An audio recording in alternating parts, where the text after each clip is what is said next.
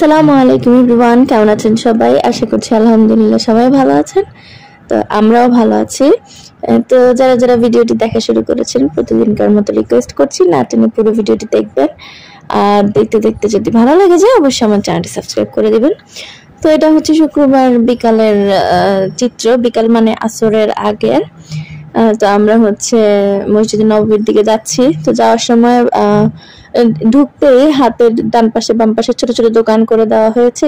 তো আব্বু হচ্ছে এখানে দেখছে আর কি কিনবে। তো এখানে একটা প্রবলেম হয়ে গেছে, বাচ্চাটার কথাও আমরা বুঝতে পারছি না, আমাদের কথাও বুঝতে পারছে না।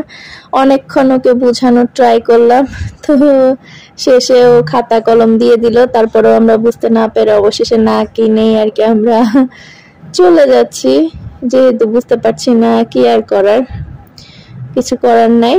তো হচ্ছে আমরা এখন যাচ্ছি সামনের দিকে আর কি, যে ভেতরে যাব নামাজ পড়বো।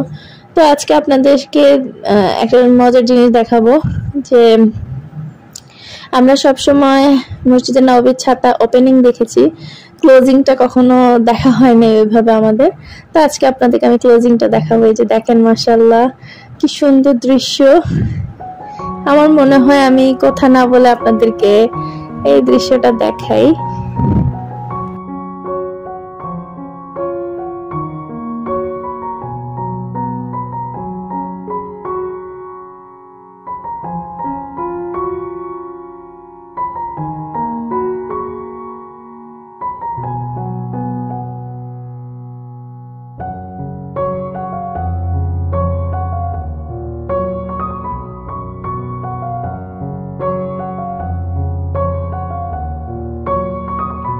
ছাতাগুলো যখন খোলা থাকে তখন মনে হয় যেন প্রজাপতির ডানা, আর যখন বন্ধ হতে থাকে তখন মনে হয় মাকড়সা।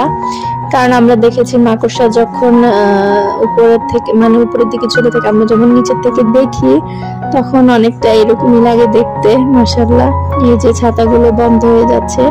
আর একটা কথা বলেছিলাম যে মসজিদে নববীর সৌন্দর্যটা, আসলে আমরা এই ছাতাগুলা বন্ধ হওয়ার পর, আমরা মনে হয় আসরের পরে মাগরিবের আগ মুহূর্তে ছাতাগুলা বন্ধ হয়ে যায়। আমি আপনাদেরকে বলেছিলাম যে মদিনাতে দিনের বেলা গরম থাকে, রাতের বেলা ঠান্ডা থাকে। তো আসরের পরে মাগরিবের আগে দিয়ে এই ছাতাগুলো বন্ধ করে দেওয়া হয়। এই যে ছাতাগুলো যখন বন্ধ হয়ে যাচ্ছিল, মনে হচ্ছে কি আমরা একটা বাগানে বসে আছি, একটা গাছ মানে একটা বন আর কি, একটা বনের ভিতরে বসে আছি আমরা। আর এই যে দেখেন সবাই হাঁটছে, বাচ্চারা খেলাধুলা করছে, আসলে মনে হচ্ছে পাখির কিচিরমিচির আর কি। এত সুন্দর লাগছিল বাচ্চাদের সব হাসি, দৌড়াদৌড়ি, মাশাআল্লাহ আসলে ভুলার মতো ছিল না। তো মসজিদে নববীতে ঢোকার সময় যখন বাচ্চাগুলাকে ঢুকতে দিচ্ছিল না 9 বছরের নিচে, তখন একটু মনটা খারাপ হয় যে ওরা কেন এটা করছে। কিন্তু যখন বিকালবেলা এই সৌন্দর্য দেখলাম তখন মনে হলো যে ওরা ঢুকতে না দেওয়াতেই তো মাঠের মধ্যে এই সৌন্দর্যটা আমরা দেখতে পাচ্ছি। আর এই যে ছাতাগুলো একদমই ক্লোজ হয়ে যাচ্ছে, আর ক্লোজ হয়ে যাওয়ার পরে মনে হয় যে এটা একটা বন, আমরা সবাই বনের ভিতরে বসে আছি। তো তখন একটা জিনিস খুব মনে পড়ছিল, নবী যুগে সাহাবীদের কথা। হয়তোবা এরকমই কোন সত্যিকারে গাছের মধ্যে নবীজি হেলান দিয়ে বসে বসে সাহাবীদের সাথে গল্প করছিল, আশেপাশে বাচ্চারা ছোটাছুটি করছিল, চোখে খুব মানে ভাসছিল আর কি সেই সৌন্দর্যটা। জানি না আসলে সেই সৌন্দর্য কেমন ছিল।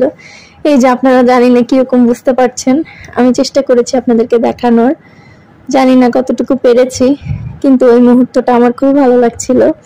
আর আপনারা নিশ্চয়ই বুঝতে পারছেন আমার কথা বলতে একটু কষ্ট হচ্ছে।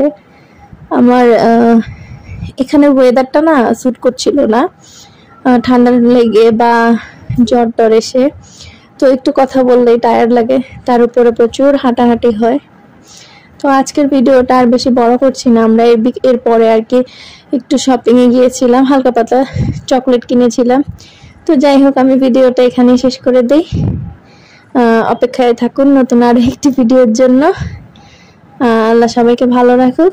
যারা ভিডিওটি দেখেছেন রিকোয়েস্ট করবো আমার চ্যানেলটি সাবস্ক্রাইব করে দিন। আল্লাহ হাফেজ, আসসালামু আলাইকুম।